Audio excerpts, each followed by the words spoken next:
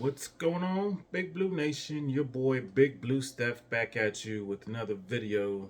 This one coming a day after our ass whooping we took from the Dallas Cowboys 49-17. Before we get into the video, do me a favor, go ahead and like. If you haven't subscribed yet, go ahead and subscribe. Share this out to any other Giants fans, NFC East football fans who might be interested in kind of hearing what I got to say. But going into this video, it really um, perturbs me the feedback that we're getting about how bad our season is. And to be honest, I'm hearing from these reporters and other YouTubers and stuff like how pissed off they are and this and that. I get it. Because as a Giants fan, we've been long suffering, especially these last 12 or so years since the last Super Bowl run with Eli. It sucked. We had a glimmer of hope last year, and all we thought it was, all right, we're building on this and blah blah blah. And here we are, 2023, and we are 2-8 in the 10 games into our season. Another 7 more games of what looks like to be probably the roughest stretch that most of us can remember as a Giants fan. And I get it. I sat there and I watched that entire game. Thank God, Bad Dog and Chris the Entertainer. Um, you know, I'm able to live stream with them, and just keep the sanity of just watching that bull on the field. But at the end of the day, we have a trash product, and I just don't understand the perspective of how people are so shocked. Yeah, it's embarrassing. Yeah, it's tough to be a Giants fan, especially outside of New York. But it is what it is. If you're a fan, you're a fan for life. And that's how it's supposed to be, in my book. But yeah, we're here, and we're taking L's, and we're like, how did we get here? And in my opinion, I mean, it was fool's gold. We had last year's run. It was wonderful. Everything aligned perfectly. Dayball as new coach set fire under the Giants fan base. Really got us hoped up. Hyped up. DJ actually looked like a confident quarterback, a competent quarterback at that. Everything seemed to be going our way, and then we ran into the buzzsaw at the end of our season with Philly, which kind of put things back into perspective of where we are as a football team and where we want to be.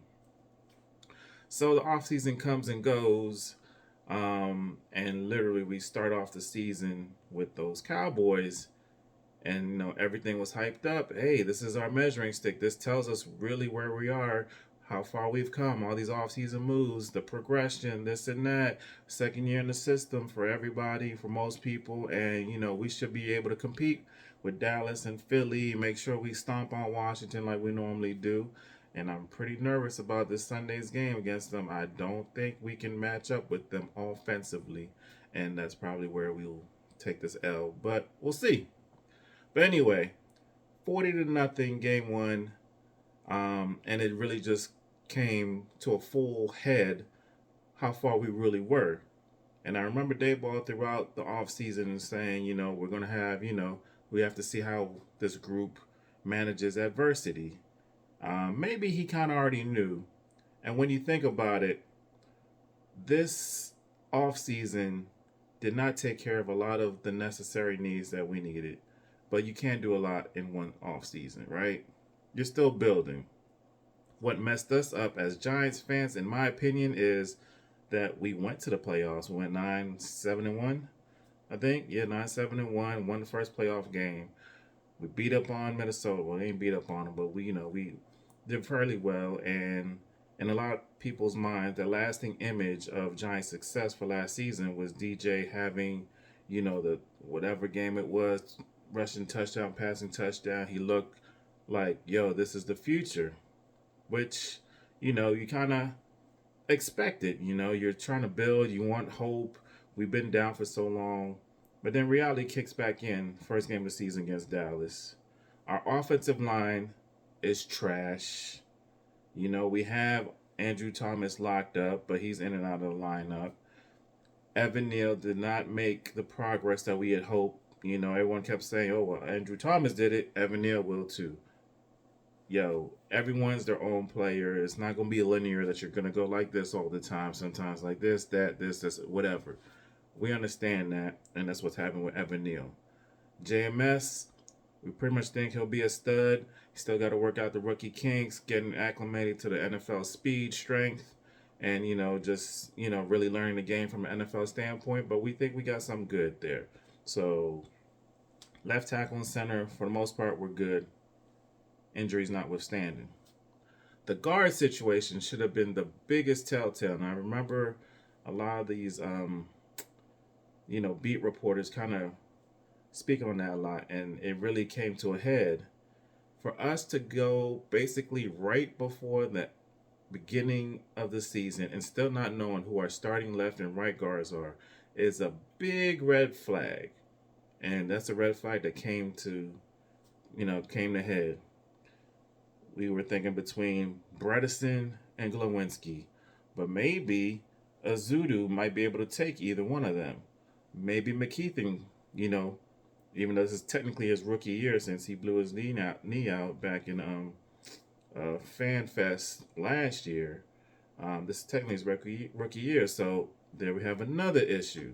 You have 4 or so guards. Oh, and don't forget about Shane Lemieux in the mix. And you're still trying to figure out who your starting guards are between about 5 players. That's a huge red flag if you go through off-season, training camp, voluntary, preseason, all that, and you still don't know who your starting guards are. That should have told us something right there. And I remember, I think it was Patty Trainer had said something like that, and now that I think about it, she was dead on balls accurate with that. Give her respect for that, because that came up full circle. And this round robin that we've had at guard situation, having our backup left guard playing left tackle when we have a backup swing tackle who can't even either get on the field or when healthy can't even beat out a backup left guard, aka Matt Parrott. That's a big issue right there. So the O-line was jacked from the beginning of the season. So that was one huge flaw in our roster makeup. Number 2, it's a wink defense, pressure, man on the backside with your corners. You went into the offseason talking about Tay Banks and Trey Hawkins with Adoree in the slot. Adoree never played slot.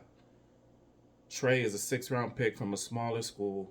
Tay Banks shows a lot of potential, but we all knew he was a little handsy. He's physical, he's gritty, he'll get up in your face, but you know he's handsy, so there's going to be an adjustment period. We saw that with Eli Apple. He never got over. I think Banks will be fine, and I'm pulling for that dude. That's the next jersey I'm going to get when I feel confident in getting a jersey from these Giants. Regardless, that was your outlook. At best, if they play to their potential, we could be decent. We didn't really see it that much in the first game because we self-imploded and Dallas really didn't have to open up the offense through the passing game all that much. Game 1. Game 2 came to its full head. Banks got exposed. Hawkins got exposed. Adoree Jackson is what he was, an injury-prone player, which is why I believe Tennessee let him go in the first place. And even at his best, he still always gets cooked by whoever's receiving the ball from the Cowboys. Darnay Holmes, who's only back with us because he took a pay cut. He's supposed to be our starting slot corner at this point, and he hasn't been able to supplant anybody, let alone Adoree Jackson, who's used to playing on the outside. So what does that tell you? Another flawed way of constructing this roster. And I understand between cap issues and this and that, and a lot of things just didn't come to what they expected. They just expected more out of this team, and you just really couldn't get it. You really was hoping, a lot of these on the defense and the younger players would make the step. I mean, Michael McFadden probably, in my opinion, is probably, most improved player, not only on the Giants, but maybe in the league from what I always see on the field. Karake took a while to learn the wing defense. He started to come around.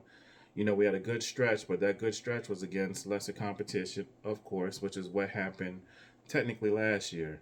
We beat all the teams that we technically should have beat. And whenever we had to play against higher competition, aka Dallas, Philly, who else? Last year, Seattle, Detroit, we struggled and we got our, brains beat in.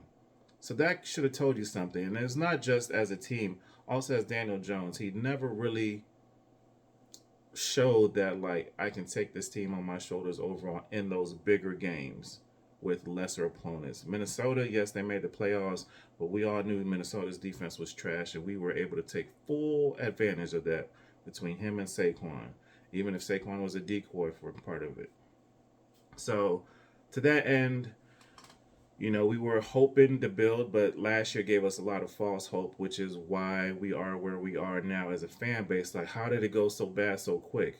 We were ahead of the curve. This was still a rebuild. We still got a boatload of Gettleman players that we need to either get rid of, which will probably happen this season, this off season.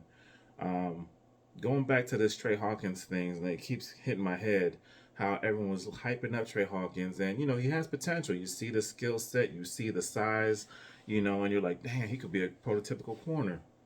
But one thing you do remember seeing is Sterling Shepard coming back from a freaking ACL injury, I believe. It wasn't Achilles, I think it was the ACL. And he's toasting Trey Hawkins. And this dude's not even fully healthy at that time during the summer, toasting Trey Hawkins. So what does that tell you? What do you think upper echelon? I mean, not to say Shepard is a slouch, but he's not top of the line. Like if you get a CD Lamb going, okay, you see what I'm saying? Like we have a lot to really think about when we're like, man, we really had big expectations and we've been let down. No, yeah, we had kind of unrealistic expectations, and it's coming full circle right now. So if you're embarrassed as a Giants fan, I get that you don't want to look like this, we don't want to lose like this, but if you're realistic and seeing where we are as a roster, the youth, the meshing of all concepts, I mean, it's trash. And I know Joe Shane and Dayball probably had a better plan for this year overall if things happen the way this happened. But the biggest monkey wrench in that plan for this year, if things happen like it is happening now, is Saquon. I do believe they really wanted Saquon back. They wanted him back at that contract that was offered to him over Thanksgiving break, that 4 year, 20 some, whatever it was. Please take it. We want you to be a Giant for life type of thing. 4 years, okay. The guarantee money wasn't right or the per average. We don't know specifically what it was, but that was the plan. They definitely wanted somebody in place at the running back position who embodies the Giants. And that's literally what it was. It was Saquon. He meant a whole lot to the offense and to this team and to New York and to Giants Nation. What ended up happening from there is, I believe, Daniel Jones was supposed to get tagged for the main reason of what's going on here. This dude at that time had a neck injury and was injured 3 out of the previous 4 seasons. If everything crashed and burned like it has this season, he gets injured or his play regresses, his confidence lacks, blah, blah, blah, then this is what you're going to get. A whole season goes to crap. It's only a tag. You're not going to tag him again. You'll probably be in a top 5 picking with Caleb Williams and Nix and what's his name, May, whatever, from North Carolina. You have all of that as at your disposal for you to be able to draft your guy, because Daniel Jones was not their guy. They was like, let's see what we could do with them. Can we hold it over for a couple of years and see if we can win and then draft a quarterback? And everything went to crap in one season. And they were hoping if he could have been on the tag, deuces, we play this 1 year out and we get our quarterback. What happened? We signed him to the 4 year, quote unquote, 2 year contract where we can get out with some issues. But it is what it is. It really is it is what it is. But at this moment, what can you say? We're here. This team is what it is. It's flawed. It was flawed in construction from the off season. We're still purging Gettlemanness out of it, and we're just trying to get things better. But in the meantime, we gotta eat this poop sandwich for another 7 games. I really don't see us winning another game except maybe New England. But I was really mad New England didn't beat who they play this weekend? The Colts in Germany, because that really would have set us really proper. But it is what it is. But at this point, y'all, it is what it is.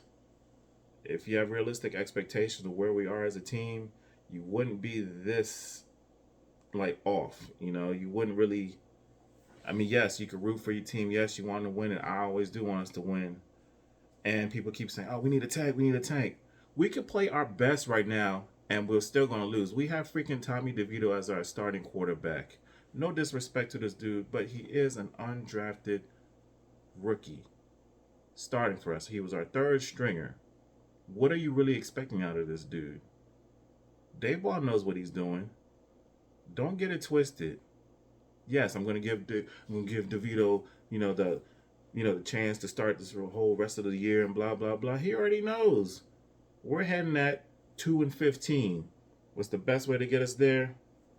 Apparently DeVito and Matt Barkley at quarterback, aka Jake Fromm and Mike Glennon at quarterback.